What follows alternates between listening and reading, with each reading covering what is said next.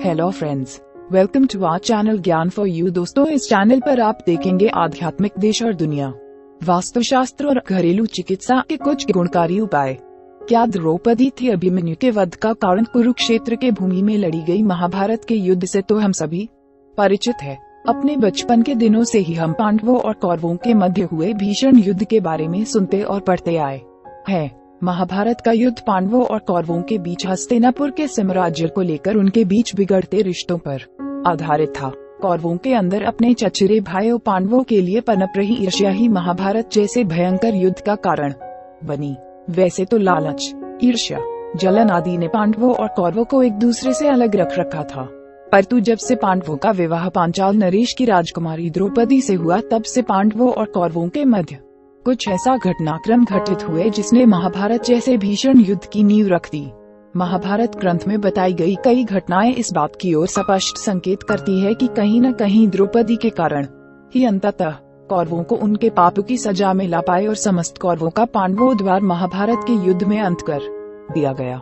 हम यह तो जानते हैं कि द्रौपदी द्वारा दुर्योधन का एक बार भारी सभा में अपमान किया था, जिसके प्रतिशोध में दुर्योधन ने भी द्रौपदी का भारी सभा में चीरहरण किया था, जो महाभारत के युद्ध के कारणों में से एक था। परंतु बहुत सी अनेक घटनाएं भी ऐसी घटित हुई है कि जो यह सिद्ध करती है कि द्रौपदी ने भी महाभारत के युद्ध की बुनियाद रखी थी। अर्थात जहां पांडव और कौरव इस युद्ध के लिए जिम्मेदार थे, उतना ही द्रौपदी भी इस युद्ध के लिए कहीं न कहीं बराबर की उत्तरदायी थी। आइए जानते कौन सी वे ऐसी घटनाएं थी जो द्रौपदी को भी महाभारत के युद्ध का बराबर का जिम्मेदार बनाती है। 1. द्रौपदी से जुड़ी पहली घटना जिसने महाभारत युद्ध को अंजाम दिया था। जब इंद्रप्रस्थ राज्य में युवराज युधिष्ठिर का राज्याभिषेक हो रहा था, तब दुर्योधन भी उस अवसर पर इंद्रप्रस्थ पहुंचा था। इंद्रप्रस्थ के महल की रचना मल्यदानव ने की थी। उसने अपनी माया से उस महल की रचना इस प्रकार से की थी कि कोई भी व्यक्ति वहां की हर चीजों से धोखा खा सकता था। दुर्योधन भी इसी चाल में आ गया और फर्श समझकर तालाब में गिर गया। तब दुर्योधन की उस दशा को देखकर द्रौपदी बहुत जोर से हंसी और दुर्योधन पर व्यंग्य कसते हुए कहा कि अंधे का पुत्र तो अंधा ही होता है।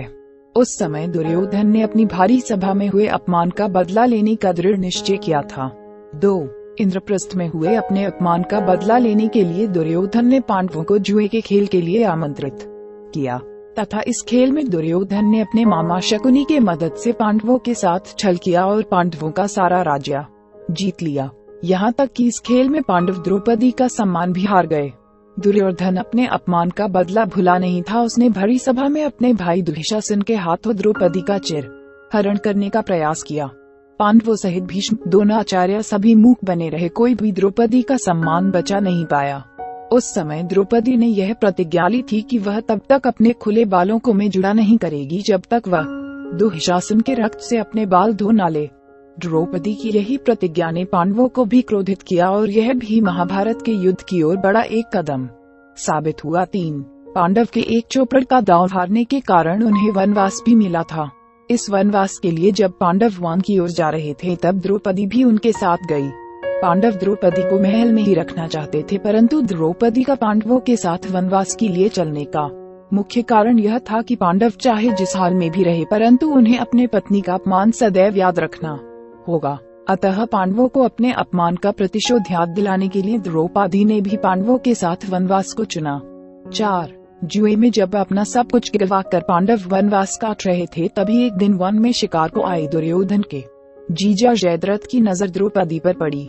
उसने द्रौपदी को अपने साथ रथ में महल ले जाने का दुस्साहस किया, परंतु पांचों पांडवों ने जयद्रथ को ऐसा करते देख लिया तथा उन्होंने उसे पकड़कर बंदी बना लिया। जब अर्जुन जयद्रथ का वध करने के लिए आगे बढ़ा, तो द्रौपदी ने अर्जुन को ऐसा करने से किसी तरह रोक लिया तथा जयद्रथ का सर मुड़कर उसे 5 चोटी रखने की सजा दे दी। अब जयद्रथ किसी को मुंह दिखाने के लायक नहीं रह गया था तथा अपने इसी अपमान का प्रतिशोध लेने के लिए जयद्रथ ने महाभारत युद्ध में चक्रव्यूह में फंसे अर्जुन के पुत्र अभिमन्यु का वध किया था। 5. द्रौपदी के पिता ने द्रोणाचार्य के वध की प्रतिज्ञा ले रखी थी और वह यह जानते थे कि अर्जुन के अलावा कोई अन्य द्रोण का वध नहीं कर सकता, अतः उन्होंने अपनी पुत्री द्रौपदी का विवाह पांडवों से करवाया था। 6. द्रौपदी कर्ण से विवाह करना चाहती, परंतु कर्ण के सूत पुत्र होने के कारण ऐसा संभव नहीं हो पाया। तथा द्रौपदी के स्वयंवर में कर्ण का अपमान हो गया, जिसके प्रतिशोध के लिए कर्ण ने भी द्रौपदी के चीर हरण के दौरान द्रौपदी की रक्षा करने की जगह यह कह दिया कि जिस स्त्री के 5 पति हो सकते हैं उसका किया सम्मान। इस बात से द्रौपदी को बहुत ठेस पहुंची और उसने पांडवों को महाभारत जैसे युद्ध के लिए उकसाया। हम उम्मीद करते हैं कि आपको इस चैनल के माध्यम से रोचक जानकारियां दे सके।